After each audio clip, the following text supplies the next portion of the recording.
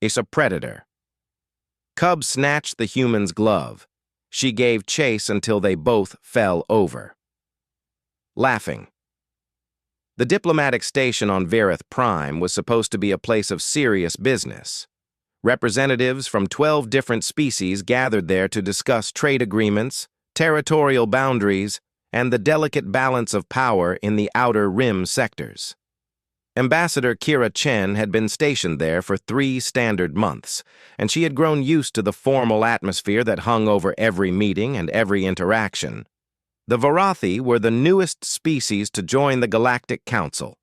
They were apex predators from a high-gravity world, standing nearly 8 feet tall with thick gray fur, powerful limbs, and faces that combined features of wolves and great cats. Their golden eyes held vertical pupils that could track movement with terrifying precision. Most species kept their distance from the Varathi delegates, and conversations in the hallways would often pause when one of them walked by. Kira understood the fear. She had read the reports about Varathi hunting practices, their warrior culture, and their strict hierarchical society, but she had also noticed something that others seemed to miss. The Varathi delegation had brought families to the station. They had brought their cubs. On this particular morning, Kira was walking through the station's garden dome. It was one of the few places where different species could relax without the pressure of formal meetings. Plants from 100 worlds grew in carefully maintained sections, and the artificial sun cast warm light through the transparent ceiling. Kira had removed her heavy diplomatic jacket and was carrying only her datapad and her gloves. The gloves were a gift from her grandmother, made of soft leather with intricate patterns stitched along the fingers. She treasured them deeply. She found a bench near a small fountain and sat down to review her notes for the afternoon session.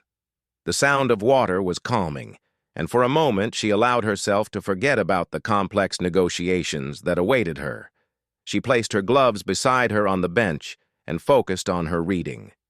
She did not notice the small figure watching her from behind a cluster of blue ferns. Rethka was only 6 cycles old, barely reaching 3 feet in height. Her fur was softer and lighter than an adult Varathi, more silver than gray. Her eyes were enormous in her small face, filled with the curiosity that all young creatures share, regardless of their species. She had been exploring the garden dome while her mother attended a morning session, and she had discovered something fascinating. The human female had shiny things on her hands. Then the human had taken off the shiny things and put them down. Rethka's ears perked forward. Her tail swished slowly behind her. The hunting instinct that lived in the blood of every Varathi cub surged through her small body. The shiny things were unguarded. They were prey. Kira turned a page on her datapad. She heard a soft rustling sound, but thought nothing of it. The garden was full of automated systems that tended to the plants, and small sounds were common. She continued reading about the proposed mining rights in the asteroid belt near Sector 7. Rethka crept closer. Her paws made no sound on the soft grass. Her body moved low to the ground, muscles coiled with predatory focus. She was practicing, just as her mother had taught her. Stay low, move slow, strike fast. The gloves sat on the edge of the bench, completely unaware of the danger approaching them. Kira felt a sudden breeze and looked up just in time to see a small gray blur launch itself at the bench beside her. Before she could react, tiny clawed paws snatched one of her grandmother's gloves, and the blur was already racing away across the garden. For exactly 2 seconds, Kira sat frozen in complete shock. Then she recognized what had happened. She recognized what had taken her glove. And she recognized that the small Varathi cub was heading toward the far exit with her treasure clutched in its tiny jaws. She jumped to her feet and gave chase. The chase that followed would become legendary in diplomatic circles for years to come. Rethka ran with the pure joy of a successful hunt, her small legs carrying her through flower beds and around statues of famous diplomats. Her prize dangled from her mouth, and she made small growling sounds of triumph. Behind her came the human, moving with surprising speed for a species that the Vorathi considered to be physically unremarkable. Kira dodged past a startled Melloran delegate who dropped his tea in shock. She leaped over a low hedge that separated the Earth section from the Vorathi section of the garden. She nearly collided with a maintenance drone, but managed to spin around it at the last moment. Through it all, she kept her eyes fixed on the small, furry thief ahead of her. Rethka glanced back and was surprised to see that the human was still following. Most prey gave up quickly. This prey was persistent. The cub's heart beat faster with excitement. This was becoming a real hunt. The little Vorathi changed direction suddenly, darting through a gap between two large planters. Kira followed without hesitation, squeezing through the narrow space. Her uniform caught on a branch and tore slightly, but she did not stop.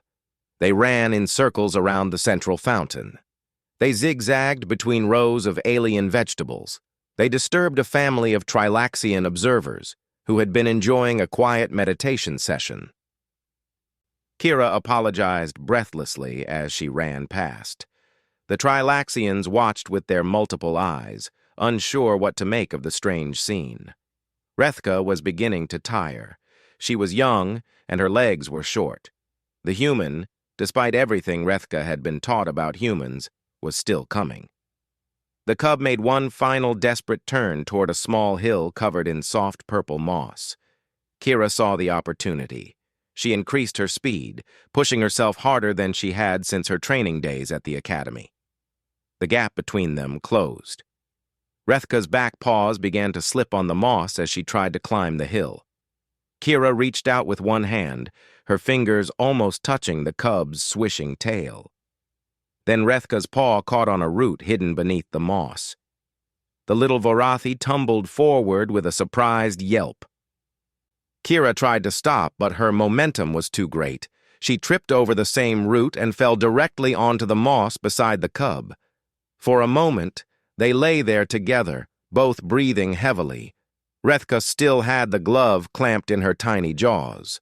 She looked at the human with wide, golden eyes, uncertain what would happen next. In Vorathi culture, a hunter who caught their prey had earned respect. But this human had chased her for a very long time. Did that mean the human was also a hunter? Kira looked at the small cub lying beside her. The little creature's fur was messy with bits of leaves and flower petals. Her chest rose and fell rapidly. Her ears were pressed flat against her head in what Kira suddenly recognized as embarrassment. And then something unexpected happened. Kira began to laugh. It started as a small chuckle, barely audible, but it grew into a full laugh that shook her whole body. She lay on the purple moss with her uniform torn and her hair tangled with plant debris, and she laughed at the absurdity of it all. She laughed at herself for chasing a child through a diplomatic garden.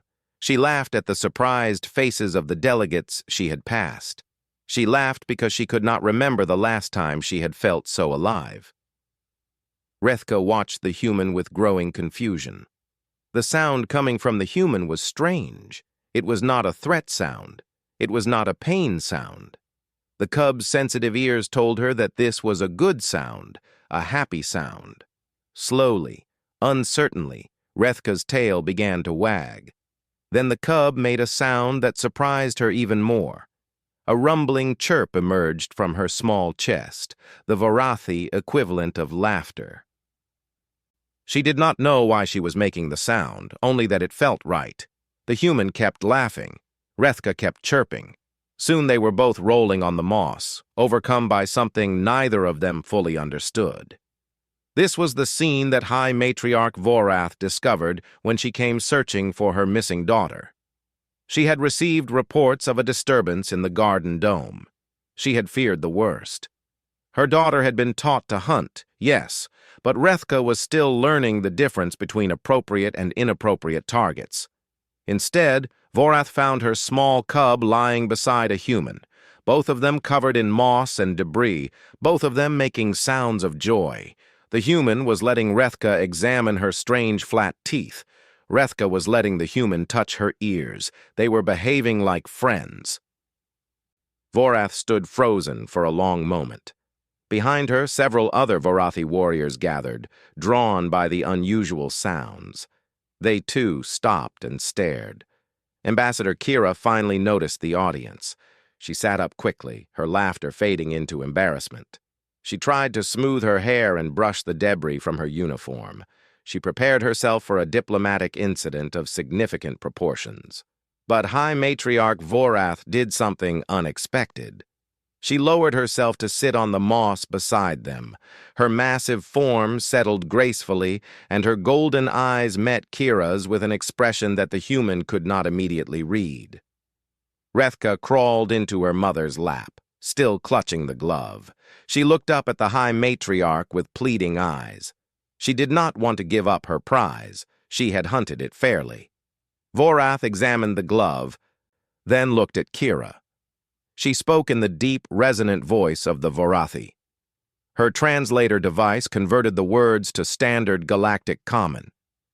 She said that among her people, when a young hunter took something from another, it was not considered theft. It was considered an invitation. The hunter was asking for a challenge. The hunter was asking for play. Kira listened carefully. She asked what happened when the prey accepted the invitation. Vorath's lips pulled back from her teeth in what Kira now recognized as a Vorathi smile. She said that when prey became playmate, bonds were formed. She said that in her culture, such bonds were sacred. She said that her daughter had chosen well. The other Vorathi warriors began to settle onto the moss around them. One of them produced a container of Vorathi treats and offered some to Kira.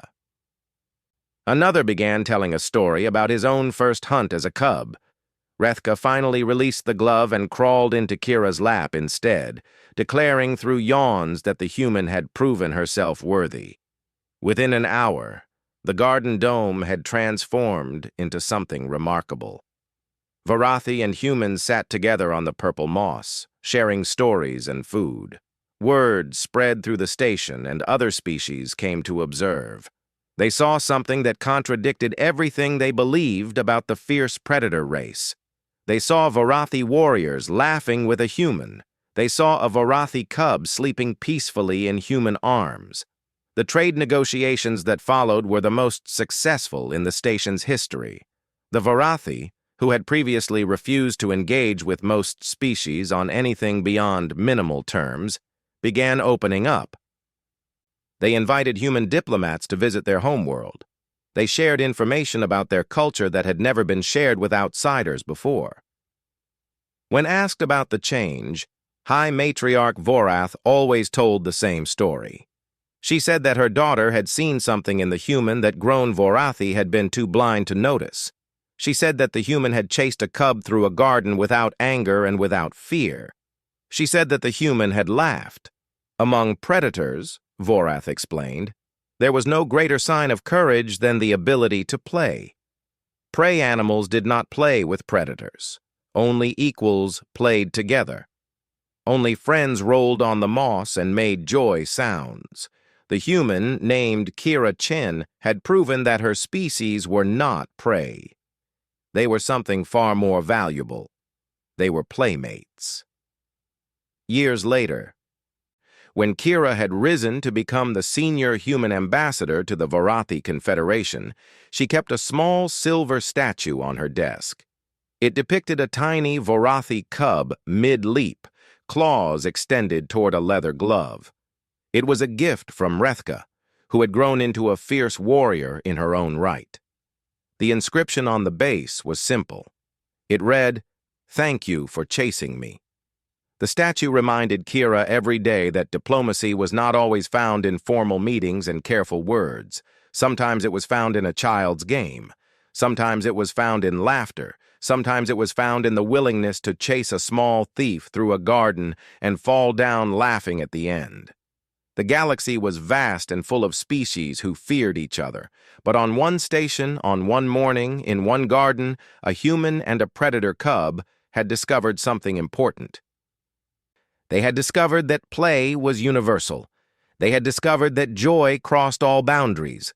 They had discovered that friendship could begin with a stolen glove and end with two very different creatures lying on purple moss, laughing together under an artificial sun. And that, as the Varathi would say, was the best hunt of all.